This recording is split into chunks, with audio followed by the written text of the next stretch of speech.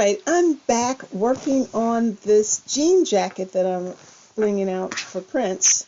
So right now I am almost finished putting the border, the piping around the border.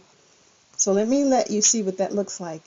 Yes, this is your girl Kelly, Sewing with Kelly, also podcasting host of Straight Talking with Kelly on YouTube.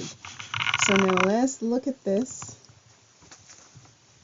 and see what we have so far. So I am almost complete putting the piping on. Let me show you where I'm at. Once the piping is done, then I can start hand sewing it down.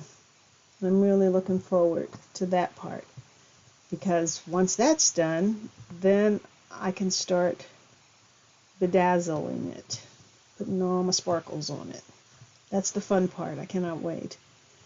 And I have not figured that out yet. I always figure it out as I go along. Like, remember, I didn't know I was going to add this piping to it. I was actually just going to keep the black border, but I had that little dream premonition to put this